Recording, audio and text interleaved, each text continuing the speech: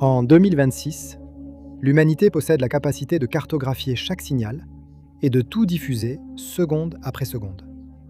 Pourtant, il reste encore quelques images qui ne correspondent pas. Parfois, une nouvelle découverte, un nouvel indice ou une nouvelle information a poussé les experts à revenir sur ce qu'ils pensaient savoir et à regarder tout s'effondrer. Numéro 20.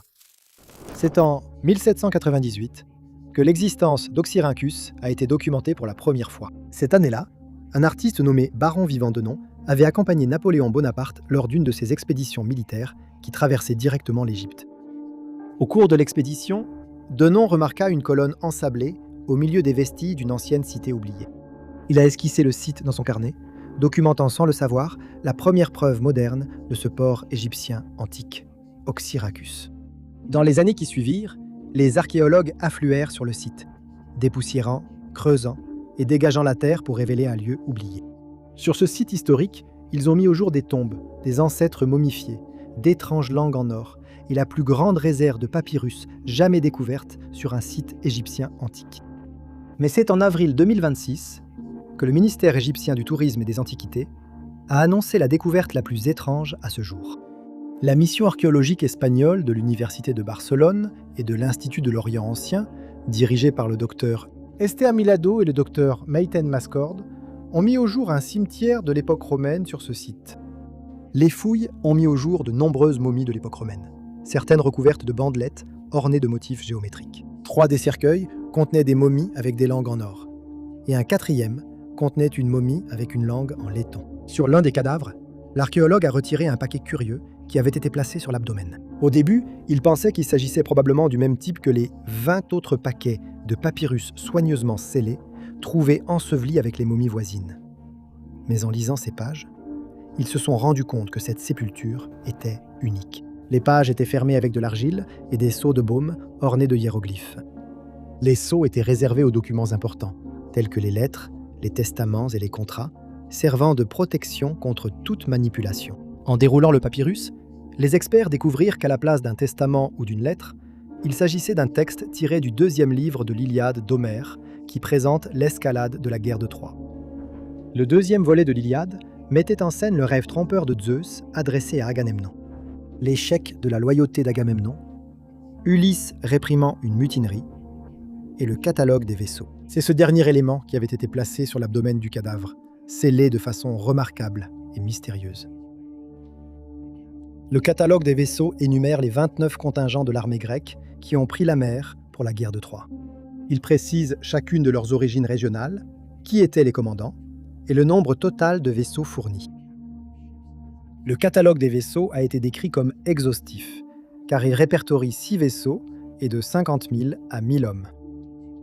Les raisons pour lesquelles une section de l'œuvre d'Homère a été placée avec le défunt restent un mystère. Les poèmes homériques, l'Iliade, encore plus que l'Odyssée, sont un texte fondamental de la culture grecque, et leur importance s'est étendue à travers les continents et les siècles. Ces poèmes étaient utilisés dès les premiers stades de l'alphabétisation, enseignés aux jeunes élèves et étudiés de manière répandue aussi bien par les érudits que par les citoyens ordinaires. Cette découverte particulière invite les historiens et les archéologues à pousser plus loin leurs spéculations, car ils ne peuvent s'empêcher de se demander si la ville d'Oxyrhynchus n'a pas encore davantage à offrir concernant l'héritage et la transmission de la littérature grecque antique au monde.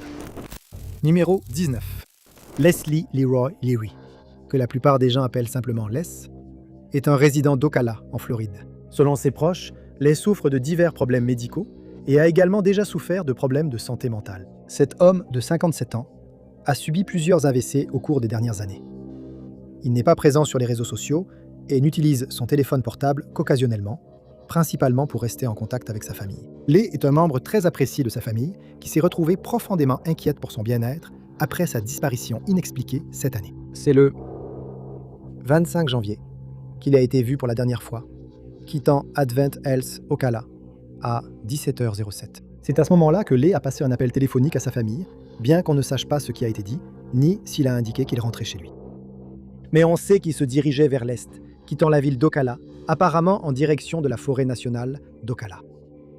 On ne sait pas s'il est jamais entré dans la forêt, ou s'il a été pris en stop par une personne inconnue en chemin. Curieusement, 3 jours après la disparition de Les, Plusieurs de ces effets personnels ont été retrouvés au poste de la police du comté de Lake à Astor, en Floride.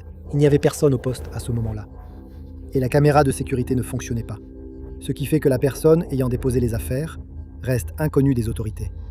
Et les objets personnels retrouvés n'ont apporté aucun indice supplémentaire non plus. Ils comprenaient le sac à dos de Les, son portefeuille, son téléphone portable, ainsi que plusieurs autres objets non divulgués. Les autorités lancent maintenant un appel à toute personne ayant emprunté la route 40, reliant Ocala et Astor, pensant que Les aurait pu être conduit dans la région. Ses proches ont souligné que, bien que Les souffre de problèmes de santé mentale, il n'est pas dangereux. Il n'a actuellement aucune pièce d'identité sur lui, et les hôpitaux, prisons et établissements de santé mentale de la région ont été vérifiés, mais l'homme reste introuvable. Le jour où il a été vu pour la dernière fois, Les portait un sweatshirt rouge à manches longues, un pantalon de survêtement noir et un bonnet gris. Il a été décrit comme un homme caucasien, aux cheveux gris et aux yeux marrons. Il mesure 1,70 m et pèse entre 110 et 120 kg. Les a plusieurs tatouages distinctifs sur le corps, notamment Life is Good sur le cou, la faucheuse sur le côté droit de la poitrine et un tatouage floral sur l'avant-bras gauche avec les prénoms Gail et Sarah. Il a également été suggéré qu'il pourrait avoir un tatouage non précisé qui pourrait être offensant pour certaines personnes ou que certains pourraient trouver choquant. Le service de police d'Ocala exhorte les personnes qui ont remis les effets personnels de l'homme disparu à les contacter. Les informations concernant la disparition de Leslie Leary peuvent être transmises au service de police d'Ocala au 352 369 7000. Le numéro de dossier de l'agence est 202 600 17 656.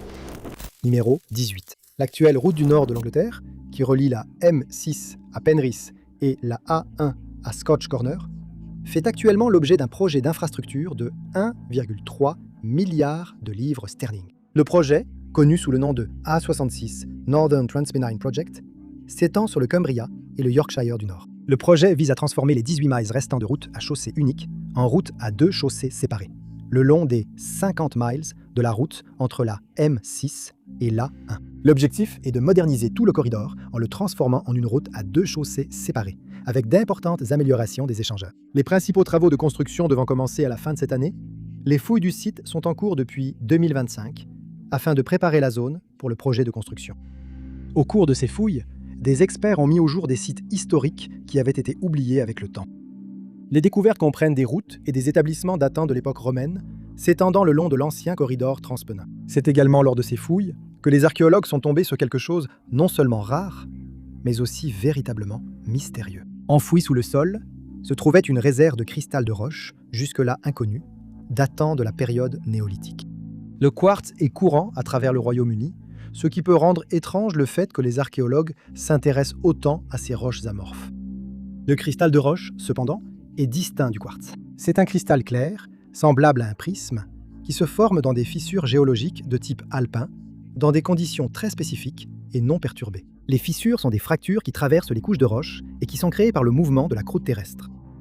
À travers ces fissures circulent de l'eau chaude et des gaz, créant ainsi les conditions exactes nécessaires à la croissance du cristal pur. En Grande-Bretagne, il existe un nombre très limité de sources où l'on peut trouver des cristaux. Il existe quelques sites en Cornouailles, au Pays de Galles et dans certaines régions d'Écosse. Des cristaux de roche apparaissent rarement sur les sites préhistoriques. Pourtant, ils ont été retrouvés suffisamment de fois parmi les ruines pour que les archéologues puissent déterminer un schéma. Environ 40 de ces cristaux ont été identifiés en Irlande et en Grande-Bretagne, la plupart datant de la période néolithique. Beaucoup de ces sites, selon l'archéologue Nick Overton, se trouvent le long de la mer d'Irlande, où ils sont reliés par des systèmes fluviaux. Ces rivières servent à acheminer les matériaux d'une communauté à l'autre. Dans le cas de l'ancien corridor transpenninique, cependant, les experts ont noté l'absence de ressources naturelles à proximité, ce qui indique que les cristaux ont dû parcourir une distance considérable. Ce qui est également étrange à propos de le dépôt de l'A66, c'est le volume et la variété des cristaux qui y ont été trouvés. L'ensemble comprend des pièces bien formées, certaines claires, d'autres opaques. Cette diversité indique donc que les cristaux de roche proviennent de plusieurs sources, pour des raisons qui font encore l'objet de débats. Certains des plus petits fragments montrent également des signes de modification délibérée. Quelques-uns ont perdu leur extrémité, avec des indices montrant qu'elles ont été détachées par percussion. Les experts pensent qu'il s'agissait peut-être d'une méthode pour tester la qualité interne. Certains de ces morceaux n'ont pas été façonnés au-delà du stade où seule la partie supérieure a été retirée. Les archéologues suggèrent que cela pourrait être dû à des défauts. Au lieu de jeter les objets défectueux, les anciens les ont conservés et les ont placés avec le reste du dépôt. Il semblait même que les échantillons de moindre qualité valaient la peine d'être conservés. La raison pour laquelle les anciens auraient choisi de collecter et de conserver des cristaux de roche fait encore l'objet d'études. Les meilleures théories suggèrent des qualités visuelles ou symboliques. Le cristal de roche a été retrouvé dans plusieurs autres fosses et trous de poteaux le long du parcours, ce qui laisse entrevoir un volume jamais observé auparavant. Sur d'autres sites néolithiques, de tels matériaux ont également été retrouvés et semblent être associés à des structures en bois liées aux premières communautés agricoles. Mais leur fonction reste encore inconnue. Les archéologues et les historiens n'ont trouvé aucune preuve claire de bâtiments agricoles anciens dans cette région de l'Angleterre. Nick Overton et ses collègues de l'université de Cardiff et du conseil du comté de Herefordshire ont découvert que les cristaux avaient été taillés de la même manière que le silex retrouvé sur place. Pourtant, rien ne prouve que ce matériau ait été utilisé comme outil, pointe de flèche ou grattoir. Fait intriguant, les experts ont également découvert un bocal en cristal de roche faisant partie d'un important trésor d'artefacts connu sous le nom de « trésor de l'époque viking d'Écosse ». Pourquoi ces sociétés anciennes ont choisi de collecter ces objets et à quoi ils servaient reste une question en suspens, les études et les enquêtes étant toujours en cours. Numéro 17. Candace Amber Cougar, une femme autochtone de l'Alaska, s'est rendue à Anchorage, en Alaska, pour rendre visite à sa famille. Elle est originaire d'Anvik et vit dans la ville de Fairbanks, en Alaska. Âgée de 37 ans. Elle n'utilisait pas les réseaux sociaux et n'avait pas de téléphone. Au-delà de cela, on ne sait pas grand-chose sur Candace, si elle avait des enfants, si elle avait un partenaire, ou si elle était liée à des organisations locales. La prochaine information concernant cette femme nous parvient dans des circonstances malheureuses. Le 26 janvier 2026, Candace a quitté la résidence de sa famille après leur avoir dit qu'elle allait se promener. Elle a indiqué qu'elle se rendait au centre-ville, mais sa famille n'a pas précisé ce qu'elle comptait y faire, ni quels endroits elle pourrait visiter.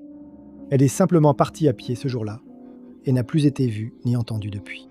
Candace a été vue pour la dernière fois dans le quartier de Midtown à Anchorage, et elle aurait pu se rendre n'importe où, ou bien quelqu'un a pu la prendre en voiture en chemin. Sa famille suggère qu'elle aurait pu retourner à Fairbanks, bien que ce ne serait pas dans ses habitudes de ne pas informer ses proches qu'elle prévoyait de partir. Selon les personnes qu'elle visitait, rien n'indiquait que Candace allait rentrer chez elle ou aller ailleurs, à part un simple déplacement au centre-ville. Ses proches sont profondément inquiets pour elle et ont fait appel au public pour obtenir de l'aide afin de la retrouver. Candace a été vue pour la dernière fois portant une veste d'hiver noire, un manteau Carhartt noir délavé, un sweat à capuche bordeaux, des bottes de randonnée et des lunettes. En partant, ses proches ont indiqué que la capuche de son sweat à capuche bordeaux était relevée sur sa tête. La femme disparue a été décrite comme une autochtone de l'Alaska, avec des cheveux noirs et des yeux marrons. Elle mesure 1,68 m et pèse environ 71 kg. On ne sait pas à quel point Candace connaissait la région, et les conditions très dures à Anchorage rendent sa recherche particulièrement urgente. Les informations concernant cette personne disparue peuvent être transmises au service de police d'Anchorage au 907 2409 095. Le numéro de dossier de l'agence est 26 263 782. Numéro 16. Dans le district belge de Saxe se trouve le village de Libercy, un endroit qui allait devenir le théâtre inattendu d'un mystère figé dans le temps. C'était seulement quelques jours avant qu'un site de 3200 mètres carrés ne soit destiné à être détruit par une exploitation commerciale de gravier, lorsqu'une fouille préventive a été menée par le Bureau d'archéologie de l'État en Saxe. L'étude d'urgence visait à documenter la zone avant l'arrivée des engins lourds. Mais les archéologues ont finalement eu plus que ce à quoi ils s'attendaient. De la fin de 2025 jusqu'en avril 2026, une équipe d'experts dévoués a soigneusement fouillé la fertile vallée de l'Elbe, en Saxe, travaillant avec patience et précision à travers les différentes couches de terre. Jour après jour, ils tamisaient méticuleusement la terre, et bientôt, les premiers indices d'une colonie oubliée commencèrent à émerger du sol. Les archéologues ont mis au jour d'immenses maisons à poteaux en bois et à rondins posées au sol, des maisons semi-enterrées, des outils de tissage et des traces d'un incendie. Les découvertes dressaient un tableau vivant de la vie quotidienne dans cette ancienne communauté. Sous les champs de Saxe, les archéologues ont révélé un lieu secret où une famille tendait autrefois de la laine sur un métier à tisser, entreposait du grain et dormait à côté de son bétail, dans des salles assez longues pour accueillir un court de tennis moderne. Ici, ils pouvaient rester au chaud et en sécurité pendant les saisons les plus rudes. Dans cet ancien village bien préservé, les archéologues ont découvert des trouvailles curieuses. dont une précieuse perle de verre sombre qui avait été réutilisée comme fusaïole. De telles perles étaient généralement réservées aux bijoux de prestige. Au lieu de cela, elle a été utilisée comme partie intégrante d'un fuseau servant de volant d'inertie. Le site a été daté de la fin de la période impériale romaine et du début de la période des migrations, entre le IIIe et le Ve siècle de notre ère. C'est à cette époque que l'Empire romain était sous pression à ses frontières et que les Germains, au-delà, construisaient leur propre monde. C'était une époque où les empereurs et les soldats faisaient l'histoire. Mais le site allait plus loin, en s'intéressant à ceux qui n'ont jamais figuré dans les livres d'histoire. C'est ici que les 4 maisons longues en bois constituaient des bâtiments permanents, soigneusement construits, servant à la fois d'habitation et d'abri pour les animaux. Les experts pensent que ce choix était une méthode de survie pendant les hivers rigoureux. La chaleur corporelle des porcs et du bétail était utilisée pour réchauffer l'abri, garantissant ainsi que les habitants survivent au froid et au vent glacial. Cette organisation ingénieuse était vitale dans un paysage où les températures hivernales pouvaient s'avérer fatales. 3 petites maisons semi-enterrées servaient de caves de stockage ou d'espaces utilitaires, faisant office de pièces pour les provisions et les outils nécessaires à la survie. La pièce la plus étonnante de ce village oublié était celle qui contenait 30 pesons de métier à tisser en argile, de lourdes pierres et des pendentifs en argile cuite qui maintenaient les fils tendus sur le métier. Ces objets, la fusaïole et la laine brute restante, suffisaient à constituer un atelier textile complet, suggérant un lieu où le tissage était un aspect central de la vie quotidienne. Le volume de l'équipement suggère qu'il ne s'agissait pas d'un espace domestique. Il était organisé avec un grand soin, ce qui laisse penser que l'atelier fournissait plus que le simple foyer qu'il exploitait. Curieusement, l'établissement n'a pas non plus servi de tombe. Aucun reste humain n'a été retrouvé ici, ce qui pousse les archéologues à se demander ce qu'il est advenu des habitants et pourquoi cet ancien établissement a été abandonné. Numéro 15. Russell Bertram, un résident de l'Utah âgé de 55 ans, est un membre essentiel de la famille Bertram. C'est un proche très apprécié qui manque terriblement à ses proches depuis sa disparition, lorsqu'il a soudainement disparu plus tôt cette année, suscitant une inquiétude générale et une recherche apparemment sans fin. C'était le 18 mai 2026, lorsque Russell aurait traversé Ivins, dans l'Utah, empruntant l'ancienne autoroute 91 en direction de l'ouest. Aux alentours de 8h00 ce jour-là, la Ford Ranger Super Cab verte de 1995 de l'homme disparu a été aperçue par une caméra se dirigeant vers l'ouest, quittant la région d'Ivins. Il n'a pas été confirmé si c'était Russell qui conduisait le véhicule lorsqu'il est passé devant la caméra, ni s'il avait une raison particulière de se rendre dans la zone vers laquelle il se dirigeait. Dans la benne du camion se trouve une boîte à outils argentée, et le véhicule porte la plaque d'immatriculation de l'Utah, numéro Z756SS. Russell a brusquement cessé de contacter sa famille ce même jour. Lui et le Ford restent introuvables, sans aucune observation récente qui pourrait orienter les enquêteurs ou sa famille dans la bonne direction. La perte soudaine de contact n'est pas dans ses habitudes, ce qui inquiète ses proches pour sa sécurité. On ne lui connaît aucun problème de santé ni trouble mental. Russell Bertram a été décrit comme un homme caucasien aux cheveux bruns et aux yeux bleus. Sur la photo fournie de son apparence, l'homme disparu a également une barbe grisonnante. Au moment de sa disparition, il portait une courte barbe grise. Il mesure 1,70 m et pèse environ 77 kg. Toute information concernant les circonstances ou la localisation de cette personne disparue peut être communiquée au service de police de Santa Clara Vance au 435 652 1122. Numéro 14. Tout comme l'océan, il y a beaucoup de choses que l'humanité ignore à propos de l'espace. Nous avons physiquement exploré seulement une fraction microscopique de l'espace, et nous avons observé une partie de cette immensité grâce à de puissants observatoires. C'est grâce à ces observations que nous avons découvert l'existence d'objets célestes tels que les étoiles, les planètes et les météores. Faisant partie de ce groupe, on trouve les bolides, un phénomène cosmique caractérisé par des roches spatiales plus grandes que la moyenne qui pénètrent dans l'atmosphère terrestre. Ces bolides sont des météores exceptionnellement lumineux qui brillent plus intensément que Vénus. Elles sont composées de comètes ou d'astéroïdes voyageant dans l'espace, mais se distinguent des météores habituels en raison de la vitesse à laquelle elles se déplacent. Les grosses roches, souvent de la taille d'un ballon de basket, chauffent si rapidement qu'ils laissent derrière eux une traînée de couleurs flamboyantes à travers le ciel. Ils frappent l'atmosphère terrestre à des vitesses extrêmes, entre 11 et 72 km par seconde. Parfois, si la boule de feu est assez grosse, elle peut exploser avec un éclair lumineux qui crée des ondes de choc et des bangs supersoniques capables de faire trembler le sol. Les boules de feu sont un phénomène cosmique très courant, et on en observe plusieurs milliers chaque jour. Cependant, ces spectacles lumineux passent souvent inaperçus, à cause des conditions nécessaires pour les observer. Apercevoir l'une d'elles nécessite un ciel sombre et dégagé, au bon moment et au bon endroit. Elles peuvent être plus visibles dans des zones moins habitées ou au-dessus de l'océan, où la pollution lumineuse est faible. Bien que rares, les boules de feu peuvent également apparaître pendant la journée. Pourtant, en 2026, les observations de ces objets célestes ont atteint un niveau record, et les experts essaient de comprendre pourquoi. Rien qu'en mars, la fréquence des observations de boules de feu a été si élevée qu'elle a battu des records, laissant les scientifiques en quête de réponses. Les météores brillants ont illuminé les cieux des États-Unis, du Canada et au-delà. En mars, le lac Erie est devenu le site où un gros morceau de roche a traversé le ciel à une vitesse supersonique. Il a ensuite explosé avec un bruit assourdissant. 4 autres boules de feu ont été observées au-dessus de l'Amérique du Nord, dont une au Texas, 2 en Californie et une 4e qui a traversé le Michigan.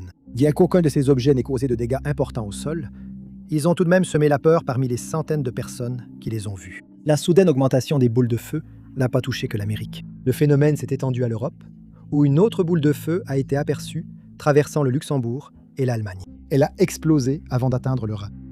Un fragment de roche provenant de la boule de feu a atterri, atterrissant en plein dans la chambre de quelqu'un. Quelques jours plus tard, un autre météore lumineux a été aperçu au-dessus de la France, se dirigeant vers l'Espagne. La série de bolides est sans aucun doute inhabituelle, et les statistiques précédentes confirment que quelque chose a changé.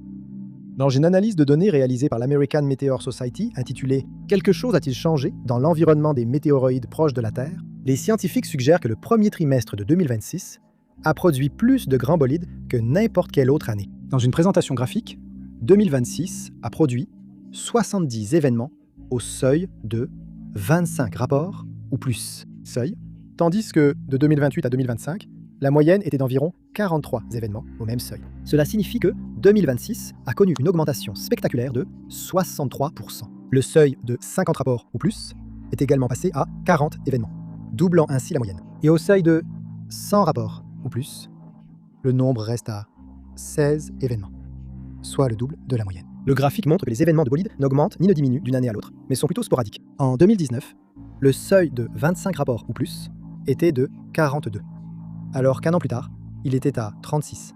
Puis, il est remonté à 53. Cependant, depuis 2011, une chose reste constante. Le seuil de 25 rapports ou plus n'a jamais dépassé 60. Mais en 2026, il atteint un chiffre impressionnant de 70. Ce n'est pas seulement la fréquence des météores qui laisse les scientifiques aussi perplexes. La taille des boules de feu semble également nettement supérieure à la moyenne, suffisamment grande pour pénétrer profondément dans l'atmosphère et provoquer des détonations inimaginables. Il se pourrait que ces événements soient à l'origine du phénomène mystérieux des fortes détonations qui ont été entendues dans plusieurs villes à travers le monde. Bien que les scientifiques insistent sur le fait que l'augmentation des boules de feu n'est pas inquiétante, ils reconnaissent tout de même qu'il y a eu un changement spectaculaire. Et nous essayons encore de comprendre pourquoi. Numéro 13. L'affaire de Javier Ord remonte à 2 ans, en 2024. C'est cette année-là que la jeune femme a soudainement cessé de communiquer avec les membres de sa famille. Ils se sont inquiétés pour sa sécurité et ont rapidement signalé sa disparition au service de police de Pearl. Lorsqu'elle a disparu en 2024, elle était déjà adulte et avait donc le droit de disparaître de son propre gré et de cesser de communiquer avec qui elle voulait. On ne sait pas quelles circonstances entouraient sa disparition initiale, mais pendant les 2 dernières années, son dossier est resté sans suite au commissariat, les enquêteurs n'ayant trouvé ni éléments ni mobiles d'actes criminels. Pour eux, la femme avait simplement quitté sa famille. Début 2026, la famille de Javier a reçu de nouvelles informations dans l'affaire. Quelqu'un lié aux proches a suggéré que Javier, qui avait maintenant 28 ans, se trouvait dans le Mississippi. La police a été rapidement informée, ce qui a entraîné une nouvelle enquête centrée sur le Rally's de South Jackson, dans le Mississippi. Les enquêteurs ont parlé au gérant du restaurant, mais au moment où l'information a été transmise, Javier était déjà parti. Selon le gérant, Javier avait quitté son emploi là-bas 2 mois plus tôt, vers décembre 2025. La date de la dernière apparition de la femme a depuis été fixée au 1er février 2026. C'est ce jour-là que Javier a été aperçu avec un homme inconnu sur Raymond Road à Jackson. L'individu non identifié a été désigné comme le petit ami de Javier, mais les circonstances exactes entourant leur relation restent inconnues. Depuis, elle n'a plus été vue ni entendue, et sa famille reste inquiète pour son bien-être. Le service de police n'a reçu aucun autre indice ni signalement depuis février de cette année. L'affaire est de nouveau au point mort. L'affaire de Ravia Ord est toujours en cours et elle est répertoriée comme personne disparue. Elle a été décrite comme une femme afro-américaine avec des cheveux noirs et des yeux marrons. Elle mesure 1,70 m et pèse environ 50 kg. Toute information concernant la disparition de Ravière, y compris des signalements ou des personnes qu'elle pourrait connaître, peut être transmise au service de police de Jackson au 601 9601 234. Le numéro de dossier de l'agence est indiqué comme 26 04 00 496. Numéro 12. La Fondation Magnani Rocca est un musée d'art privé situé à la campagne dans la ville de Parme, en Italie. Elle a été fondée en 1977 par le collectionneur d'art italien Luigi Magnani. En 1990, le musée a officiellement ouvert ses portes à un public plus large, consolidant ainsi son statut d'institution importante dans cette région, qui continue de revêtir une grande importance culturelle aujourd'hui. C'est ici que se trouvent les célèbres collections de Francisco Goya, Claude Monet, Van Dyck et Lorenzo Berellini ont été exposées parmi des centaines d'autres, attirant des amateurs d'art et des passionnés de culture de tout le pays et d'ailleurs. Il allait également devenir le décor inattendu d'un mystérieux vol d'œuvres d'art qui n'a duré que 3 minutes du début à la fin. Un crime qui a choqué aussi bien le personnel du musée que la communauté locale. Les voleurs n'ont rien laissé derrière eux, à part des images de vidéosurveillance floues et des murs vides. Un rappel frappant de l'événement. À la faveur de l'obscurité de la nuit, les voleurs se sont infiltrés dans la fondation Magnani Rocca et ont exécuté leur plan avec précision. C'est entre la soirée du 22 mars 2026 et le matin du 23 que les 4 voleurs masqués et cagoulés ont forcé la porte du premier étage. Ils ont traversé la villa des chefs-d'œuvre du musée, où étaient conservées certaines des peintures les plus célèbres appartenant aux artistes les plus vénérés. Ils se sont ensuite dirigés vers la section de la Galerie d'art français de la villa et se sont concentrés sur 3 tableaux en particulier. Ces tableaux comprenaient une peinture de 1917 de Pierre-Auguste Renoir, une aquarelle de Paul Cézanne et une peinture de 1922 de Henri Matisse. Ensemble, ces tableaux sont estimés à environ 9 millions d'euros, soit l'équivalent de 10,3 millions de dollars. Un 4e tableau avait été retiré de la galerie, mais a été abandonné sur place lorsque la sécurité du musée a interrompu le plan. Les images vidéo du crime montrent les individus cagoulés traversant les jardins luxuriants de la villa, alors que le système d'alarme retentit toujours en arrière-plan. L'effraction n'a duré que 3 minutes du début à la fin. Sans l'alarme, ils auraient peut-être poursuivi ce vol audacieux. Un avocat de la Fondation a suggéré que le vol était méticuleusement organisé et bien structuré, ce qui laisse penser à un certain professionnalisme. Le musée a d'abord caché l'histoire au public, espérant que les criminels reviendraient rendre l'œuvre d'art oubliée afin de les attraper. Ils ne sont jamais revenus et finalement l'affaire a éclaté. Malgré des enquêtes approfondies, ni les voleurs responsables du cambriolage, ni les œuvres d'art qu'ils ont dérobées n'ont été retrouvées. Ce vol fait également suite au grand vol d'œuvres d'art du musée du Louvre à Paris. Ce cambriolage a eu lieu en octobre 2025, lorsque des voleurs déguisés en ouvriers du bâtiment sont entrés dans la galerie et se sont enfuis avec des bijoux d'une valeur de 100 millions de dollars. Malgré le vol, la fondation Magnani Rocca reste ouverte. Pendant que les carabinieri italiens et l'unité de protection du patrimoine culturel de Bologne poursuivent leur enquête, dans l'espoir d'arrêter les responsables et de récupérer les œuvres d'art précieuses disparues. Numéro 11.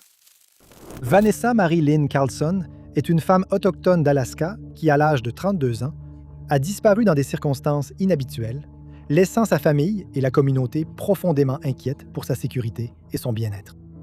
L'affaire de Vanessa a commencé le 18 février 2026, à l'aéroport international Ted Stevens d'Anchorage, à Anchorage, en Alaska. C'est ce jour-là que la femme de 32 ans a été vue pour la dernière fois au volant de sa Nissan Xterra argentée dans les environs de l'aéroport. Elle a été aperçue sur les caméras de sécurité de l'aéroport dans le véhicule, mais il ne semble pas que les images aient permis de savoir où elle est allée. Après avoir été aperçue, Vanessa n'a plus été vue ni entendue, ce qui a immédiatement inquiété sa famille et entraîné l'ouverture d'une enquête policière. Les enquêteurs n'ont pas révélé grand-chose sur cette affaire en cours, y compris si la femme disparue était montée à bord d'un avion ou avait pris un vol. Ils n'ont pas publiquement évoqué la possibilité d'un enlèvement, d'un acte criminel, ou si elle avait disparu de son plein gré. Les détails dans l'affaire de Vanessa font cruellement défaut, ce qui complique davantage les recherches pour la retrouver. Le service de police et d'incendie de l'aéroport d'Anchorage sollicite désormais l'aide du public pour obtenir des informations concernant la localisation de Vanessa ou les activités auxquelles elle aurait pu participer à l'aéroport ce jour-là. On ne sait pas si le Nissan Xterra argenté que Vanessa conduisait à l'aéroport international Ted Stevens d'Anchorage a été retrouvé. La personne disparue est décrite comme une autochtone de l'Alaska avec des cheveux noirs et des yeux marrons. Elle mesure 1,68 m et pèse environ 54 kg. Les informations concernant la disparition, y compris les témoignages et les signalements, peuvent être communiquées à la police de l'État de l'Alaska au 907 269 5511, numéro 10. Jennifer Lee Wilson, affectueusement appelée Sydney par ses proches, vivait à Derby, Kansas avec une colocataire en 2002.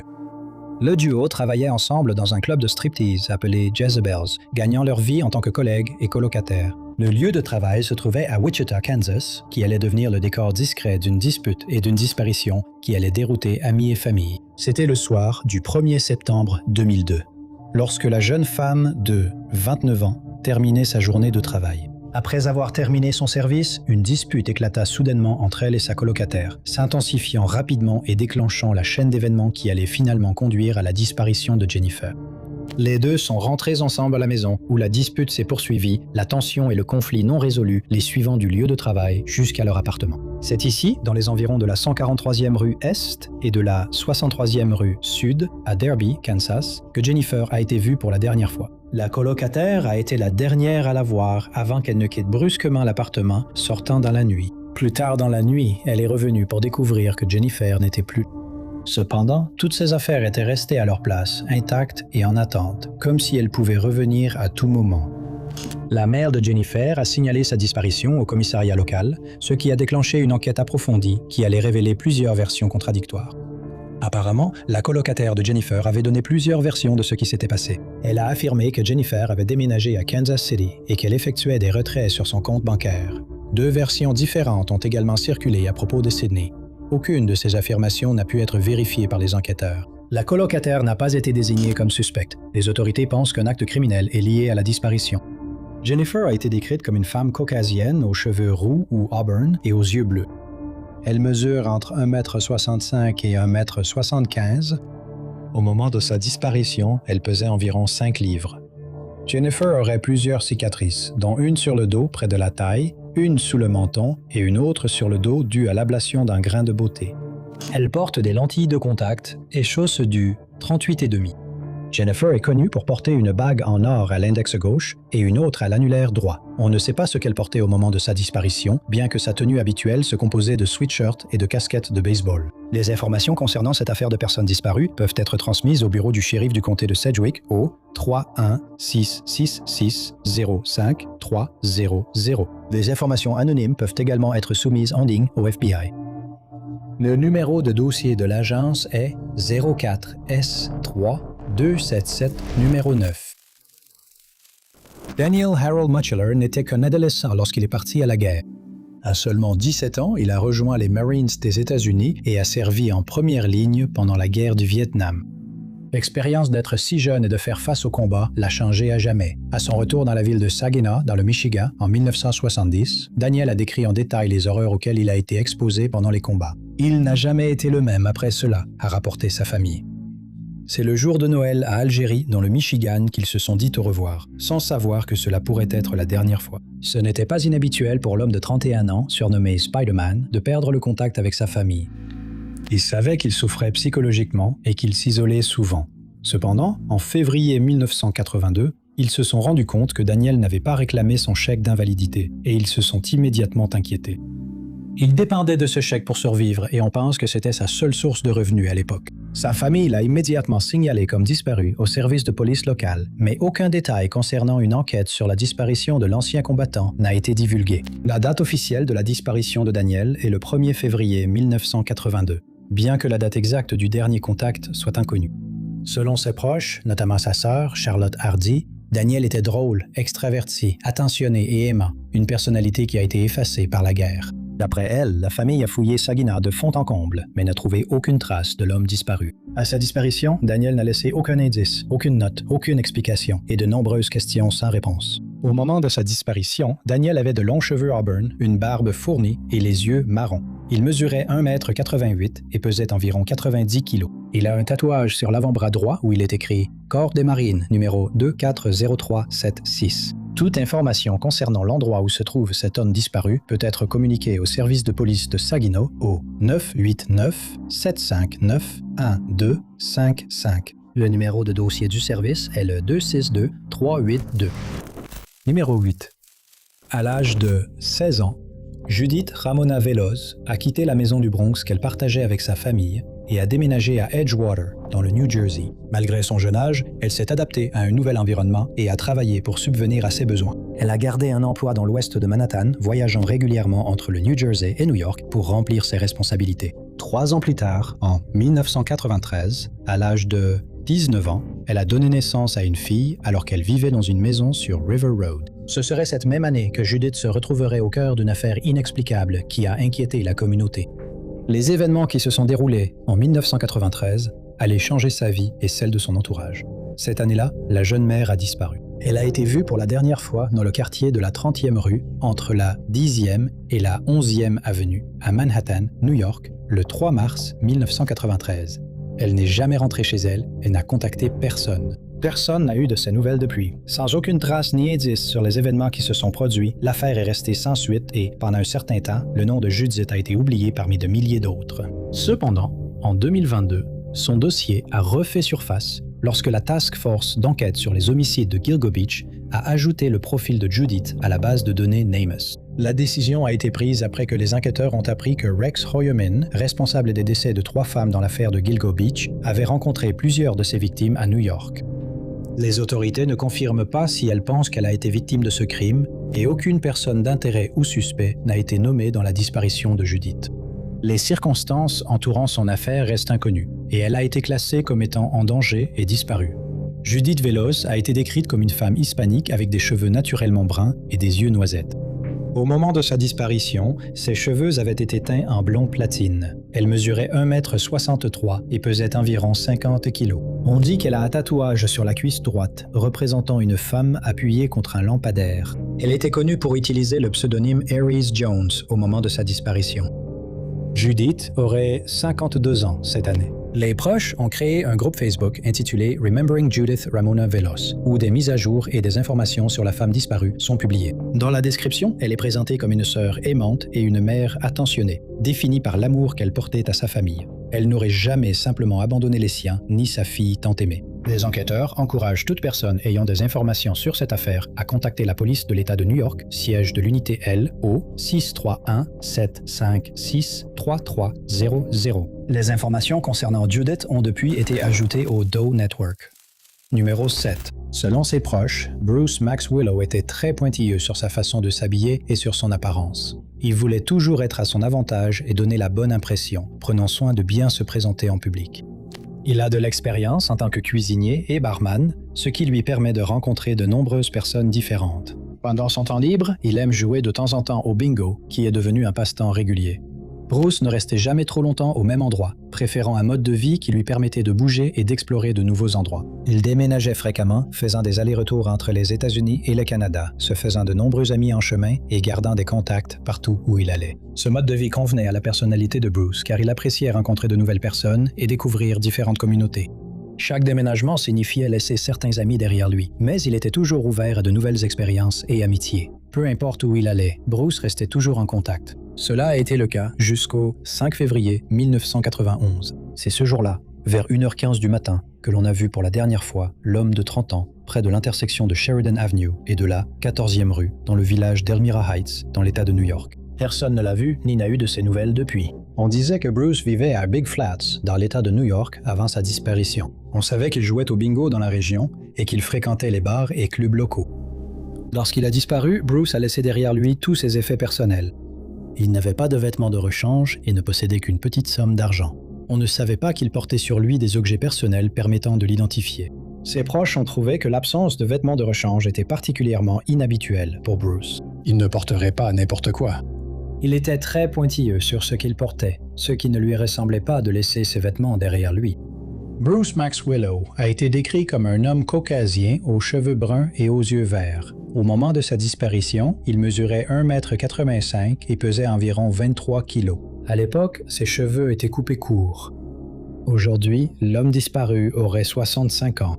Son dossier est toujours ouvert, les autorités attendant ce seul indice qui mettra enfin fin à ce mystère qui dure depuis des décennies. Les informations concernant la localisation de cette personne disparue peuvent être transmises au quartier général de la troupe E de la police de l'État de New York au 585-398-4100. Le numéro de dossier de l'agence est indiqué comme EHOR 91195. De plus, les personnes ayant des informations peuvent contacter la police de l'État de New York au 607-7398-796. Numéro 6. Jerry Frances Yell, âgée de 54 ans, était une ancienne résidente de Hopkins, Montana, et en 1994, elle vivait à Oklahoma City, Oklahoma. On ne sait pas grand-chose sur sa vie personnelle ou son histoire. Son histoire commence le 14 septembre 1994, lorsqu'elle a quitté Oklahoma City pour rendre visite à sa tante à Ardmore, Oklahoma. Pendant sa visite chez sa tante, Jerry a indiqué qu'elle voulait organiser un garde-meuble à Lone Grove.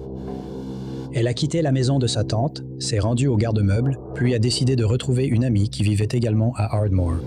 Elle a dit à son amie qu'elle prévoyait de retourner au garde-meuble à Lone Grove pour arranger quelques affaires. Elle comptait ensuite rentrer chez elle.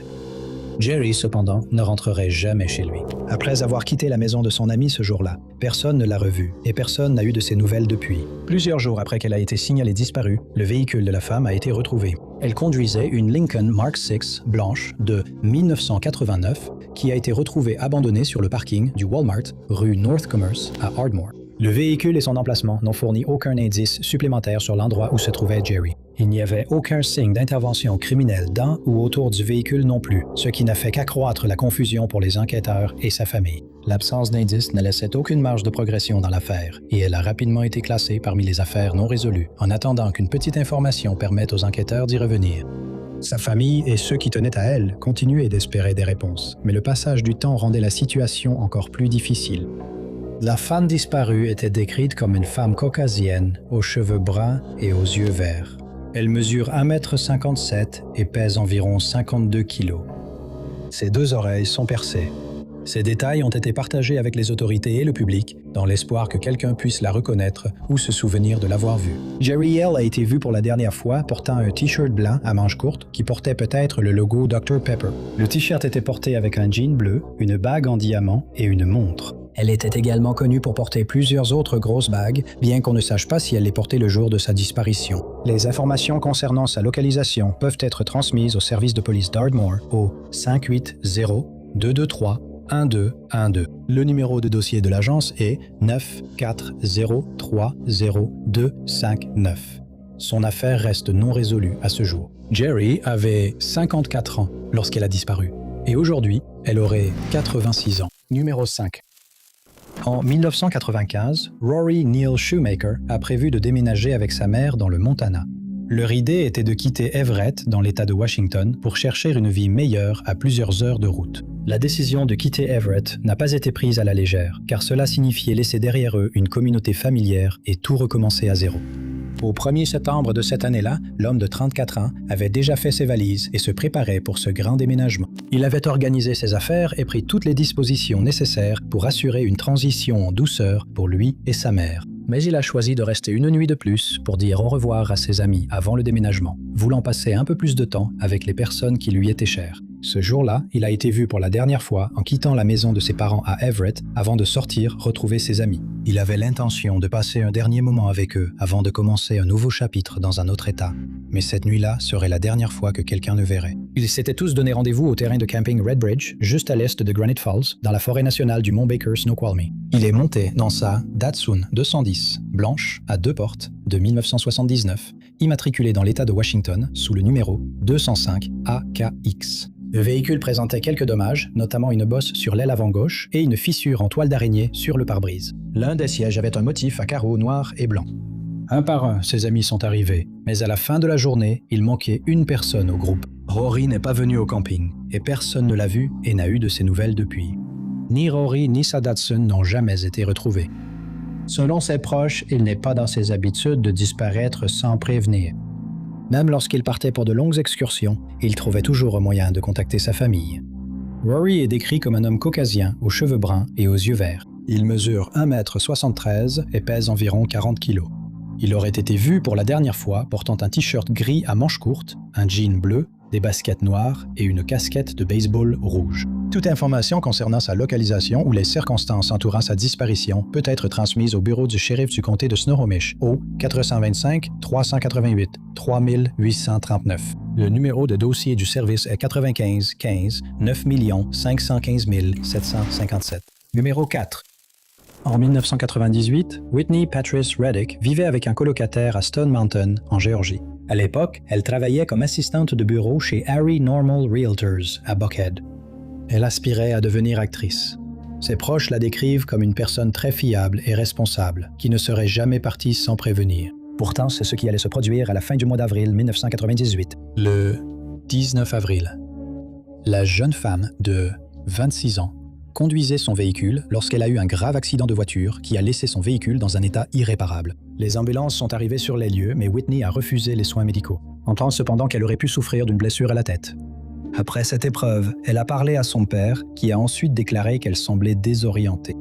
3 jours plus tard, Whitney disparaîtrait. C'était le 22 avril, vers 21 h, lorsqu'elle est arrivée chez son petit ami dans le complexe d'appartements High Point sur Young Road à Lithonia, en Géorgie. Elle lui a rendu visite pendant environ 30 minutes, repartant vers 21h30 ce soir-là, vraisemblablement pour rentrer chez elle. Selon son petit ami, le couple s'est dit au revoir et elle est repartie de son côté. Comme son véhicule avait été gravement endommagé, Whitney conduisait une voiture de location d'Enterprise. C'était une Geoprism gris lavande de 1997, 4 portes, avec la plaque d'immatriculation de Géorgie 345 HZE. Dans les jours qui ont suivi, la jeune femme ne s'est pas présentée au travail et n'a pas donné de nouvelles à sa famille. Ce manque soudain de communication ne lui ressemblait pas, car Whitney était connue pour être très fiable et responsable, restant toujours en contact avec ses proches et ne manquant jamais le travail sans explication. Whitney a été officiellement déclarée disparue auprès du commissariat local, ce qui a déclenché une enquête immédiate. Les autorités ont immédiatement commencé leurs recherches, recueillant les témoignages des personnes les plus proches de Whitney et essayant de reconstituer ses derniers déplacements connus. C'est au cours de cette enquête que les autorités ont appris qu'elle avait été impliquée dans un accident de voiture quelques jours plus tôt, qu'elle avait refusé l'assistance médicale et que son père pensait qu'elle avait subi une blessure à la tête et semblait désorientée. Les autorités craignaient que Whitney ait pu être désorientée et qu'elle soit entrée dans des zones non balisées. Au cours de l'enquête, aucune preuve d'acte criminel n'a été trouvée. Aucune personne d'intérêt ou suspect n'a été désignée dans cette affaire. Ni Whitney ni la Geoprism n'ont jamais été retrouvées. Elle est décrite comme une femme afro-américaine aux cheveux noirs et aux yeux marrons. Elle mesure 1,57 m et pesait environ 54 kg lorsqu'elle a disparu. On ne sait pas ce qu'elle portait au moment de sa disparition. Toute information concernant sa localisation ou les circonstances entourant sa disparition peut être transmise au service de police du comté de DeKalb au 770 724 7710. Les enquêteurs recherchent également toute information concernant le véhicule portant la plaque d'immatriculation 345 HZE. Numéro 3.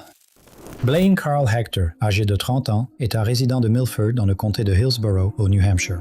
C'est un homme marié avec 2 enfants. Son frère, Wade Hector, était un spécialiste de la Garde nationale du New Hampshire qui a été impliqué dans un accident de camion mortel en Arabie Saoudite en 1991. À la suite de cette tragédie, Blaine aurait sombré dans la dépression et abandonné l'université en conséquence. Le 24 décembre 2001, Blaine s'est rendu chez son père pour lui montrer une voiture d'occasion qu'il envisageait d'acheter.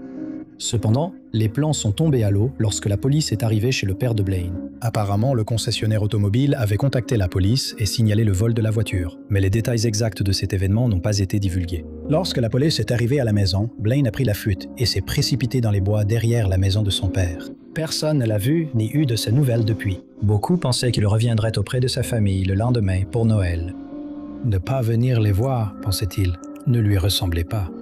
Dans les jours qui ont suivi, les forces de l'ordre locales et la police d'État ont épuisé tous les moyens pour tenter de retrouver Blaine. Cela comprenait des recherches au sol approfondies, des hélicoptères et des unités canines. Aucun indice supplémentaire sur sa localisation n'a été trouvé. 3 ans plus tard, en 2004, le père de Blaine est décédé. Il n'a jamais su ce qui était arrivé à son fils. Des policiers ont assisté aux funérailles en espérant que l'homme disparu se présenterait.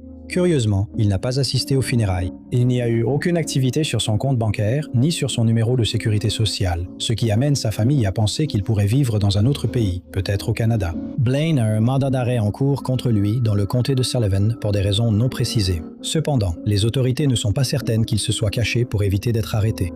Sa femme a divorcé de lui pour cause d'abandon. Blaine est parti à pied dans les bois. Il n'a pas de moyens de transport et dépend probablement de gens qui le prennent en voiture et des transports en commun pour se déplacer. L'homme disparu a été décrit comme un homme caucasien, aux cheveux bruns et aux yeux bruns. Il mesure 1,88 m et pesait environ 86 kg à l'époque. Il a une cicatrice sur l'abdomen ainsi qu'un grain de beauté sur la cuisse gauche. Il a été vu pour la dernière fois portant un manteau militaire noir, un chapeau vert et des bottes. Toute information concernant la localisation de Blaine Hector peut être transmise au service de police de Cornish au 603-543-0535 ou à la police d'État du New Hampshire au 603-223-3856. Numéro 2. Née le 12 juillet 1977, Brandy Nicole Wilson vivait à Colfax, dans l'Indiana. En 2002, la jeune femme de 24 ans vivait avec son mari, Kenneth Wilson, et leurs 2 fils dans la région rurale de Colfax. Elle était employée chez Donaldson Company à Frankfort, dans l'Indiana, où elle travaillait selon des horaires variables. Avant leur mariage, Kenneth avait purgé une peine de 10 ans de prison après avoir été inculpé dans le cadre d'un vol ayant coûté la vie à une personne âgée. Dans le cadre d'un accord de plaidoyer, il a été reconnu coupable de vol en échange de l'abandon des charges d'homicide. En 2002, le couple aurait commencé à rencontrer des problèmes conjugaux, ce qui a placé Kenneth parmi les suspects lorsque sa femme a soudainement disparu sans avertissement. Le matin du 4 juin 2002, Kenneth est rentré chez lui après son service de nuit à son lieu de travail. Il est allé se coucher dès son arrivée et s'est réveillé vers 14 heures. Selon lui, à ce moment-là, Brandy était déjà partie, mais leurs 2 véhicules étaient toujours garés devant la maison. Il manquait aux résidents de West CR 600 South la somme de $420 en espèces que Kenneth a reconnu comme faisant partie de leur fonds d'urgence. Resté sur place, il y avait le sac à main de Brandy et ses alliances. Elle devait se présenter à l'usine Donaldson avant 16 heures ce jour-là, mais elle n'est jamais arrivée. 4 des collègues de Brandy étaient naturellement inquiets et l'ont signalé disparu le même jour. Apparemment, la femme disparue avait confié à ses collègues qu'elle et son mari rencontraient des problèmes dans leur mariage et que si jamais il lui arrivait quelque chose, il pourrait en être responsable. Kenneth a attendu jusqu'au lendemain avant de contacter les autorités pour signaler la disparition. Il a expliqué qu'il avait d'abord contacté certains amis de Brandy pour voir si l'un d'eux savait où elle se trouvait. La mère de Brandy, Pam, croit fermement que sa fille ne disparaîtrait jamais volontairement. Elle n'abandonnerait pas ses enfants de son plein gré. À l'époque, les 2 enfants vivaient chez les parents de Kenneth pendant que le couple essayait de résoudre leurs problèmes. Ce qui soutenait l'idée d'une disparition non volontaire, c'est que la femme disparue n'avait rien emporté avec elle, ni vêtements, ni véhicule, ce qui laissait les enquêteurs perplexes quant à la façon dont elle était partie.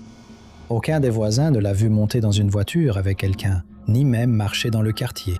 Des détectives ont interrogé Kenneth, ainsi que des amis et des collègues de travail. Le mari n'a pu fournir aucun indice utile à l'enquête, et les amis ont indiqué qu'ils ne pensaient pas qu'elle serait partie d'elle-même, mais ils ne pouvaient même pas commencer à deviner ce qui lui était arrivé. L'un d'eux a affirmé avoir déjeuné avec elle une semaine plus tôt, en notant que Brandy semblait nerveuse et tendue pendant le repas. Au début, les enquêteurs pensaient que Brandy avait simplement quitté la maison sans prévenir son mari, mais avec le temps, ils ont commencé à se demander s'il n'y avait pas eu acte criminel. Le week-end venu, des pompiers volontaires ont aidé les adjoints du bureau du shérif du comté de Clinton dans la recherche de la femme disparue. Les recherches ont couvert plusieurs zones de Colfax, mais les efforts n'ont apparemment mené à rien. Des hélicoptères équipés de caméras thermiques ont été utilisés pour fouiller la zone, mais rien n'a été trouvé. Des plongeurs des comtés de Carroll et Tippecanoe ont passé plusieurs heures dans une fosse d'eau située à l'extérieur de Colfax. Là encore, rien n'a été trouvé. Les amis et la famille ont réalisé des affiches de personnes disparues qu'ils ont distribuées dans tout Francfort, espérant que quelqu'un la reconnaîtrait. Des enquêteurs ont reçu plusieurs témoignages de personnes pensant avoir vu Brandy après qu'elle ait été signalée disparue. Cependant, ces informations étaient vagues et difficiles à vérifier. Pam a déclaré qu'elle ne croyait pas que Kenneth soit capable de faire du mal à Brandy, mais elle était préoccupée par son passé trouble et par la façon dont cela aurait pu jouer un rôle dans les événements impliquant sa fille. Kenneth n'a pas été désigné comme personne d'intérêt ou suspect dans cette affaire. Brandy Wilson a été décrite comme une femme caucasienne, aux cheveux bruns et aux yeux bruns. Elle mesure 1,35 m et pèse environ 61 kg. Ses 2 oreilles sont percées et elle a un tatouage de fleurs sur le côté gauche de sa poitrine. Elle a une cicatrice circulaire à l'arrière du cou et on sait qu'elle porte parfois des lunettes. Brandy a pour nom de jeune fille Tamon. Aujourd'hui, elle aurait 48 ans. Son affaire n'est toujours pas résolue. Toute information concernant la localisation ou les circonstances de la disparition de cette personne peut être transmise au bureau du shérif du comté de Clinton au 765 654 5563 ou à la ligne d'information du comté de Clinton au 765 656. Tips. Le numéro de dossier de l'agence est indiqué comme 02 06 02 826. Numéro 1. Joyce Lee Kennedy, née le 28 mars 1933, travaillait comme agente de billetterie à l'aéroport SeaTac de Seattle, dans l'État de Washington. Son lieu de travail allait devenir le décor inattendu d'une disparition inhabituelle qui eut lieu le 28 mars 1978. Ce jour-là, Joyce vaquait à ses occupations comme d'habitude jusqu'à la fin de son service, plus tard dans la matinée. Elle s'est éloignée de son comptoir à la fin de son service et n'a plus jamais été vue ni entendue. Le jour de sa disparition, Joyce devait rencontrer son ex-mari, John Thomas O'Keefe, le second, qui lui devait de l'argent. Leur relation s'était terminée 2 ans plus tôt et avait été entachée d'allégations de violence domestique. Joyce avait demandé à son frère, Jack Sparks, de l'accompagner à la rencontre pour la soutenir, mais les circonstances l'ont empêché de se joindre à elle. Joyce a donc dû rencontrer John seul, un fait qui a suscité l'inquiétude de sa famille et de ses amis. Lorsque Joyce ne s'est pas présentée à son prochain service et que personne n'avait eu de ses nouvelles, l'inquiétude s'est rapidement transformée en alarme. Les autorités sont intervenues après que son absence a été signalée par la compagnie aérienne. L'incertitude entourant sa disparition a laissé ses proches avec de nombreuses questions sans réponse, et les spéculations ont augmenté au fil du temps. Lorsque la femme de 44 ans ne s'est pas présentée à son prochain service, les responsables de la compagnie aérienne Pan American se sont inquiétés et ont signalé sa disparition au service de police local. 2 jours plus tard, les enquêteurs en charge de son dossier retrouveraient son véhicule. Il avait été abandonné sur le parking dans la section réservée aux visiteurs de l'aéroport. Toutes les portes étaient déverrouillées. Son sac à main et ses clés ont été retrouvés sur le siège avant et rien n'indiquait qu'une lutte avait eu lieu. Mais Joyce était introuvable. Le jour de sa disparition, la femme devait retrouver un homme nommé John Thomas O'Keefe II, connu de la plupart sous le nom de Jack. John était l'ex-mari de Joyce et la raison de leur rencontre était qu'il devait lui rembourser la dette qu'il lui devait. Le couple avait été marié pendant 4 ans, de 1972 à 1976. Il semblerait qu'il y ait eu des violences conjugales dans leur couple. C'est à cause de cette histoire mouvementée que Joyce a décidé d'impliquer son frère, Jack Sparks, dans l'arrangement. Il devait l'accompagner au rendez-vous avec son ex-mari ce soir-là, après sa garde de nuit. Cependant, Sparks n'était pas disponible, ce qui a forcé Joyce à rencontrer John seul. Les membres de la famille et les amis étaient convaincus qu'il avait joué un rôle dans la disparition, mais les enquêteurs n'ont trouvé aucune preuve le liant à l'événement. Il n'a jamais été désigné comme personne d'intérêt ou suspect. Les proches suggèrent que John avait déplacé la voiture dans la section des visiteurs pour faire croire que Joyce était bien partie. Pourtant, les policiers n'ont trouvé aucune preuve qu'il se trouvait dans le véhicule à ce moment-là ou que quelqu'un l'avait déplacé. L'endroit où se trouve Joyce Kennedy et les circonstances entourant sa disparition restent inconnus. Un acte criminel est soupçonné dans cette affaire, mais personne n'a été inculpé en lien avec la disparition. Joyce a été décrite comme une femme caucasienne, aux cheveux roux et aux yeux bleus. Elle mesure 1,60 m et pèse environ 61 kg. Elle a été vue pour la dernière fois à son lieu de travail, portant un pantalon beige, un chemisier rouge, une bague en or sertie de diamants avec le mot « Love » gravé dessus. Elle porte habituellement des lunettes et peut utiliser le nom de famille O'Keefe. Toute information concernant la disparition de Joyce Kennedy peut être transmise au service de police du port de Seattle au numéro 206 787 5400.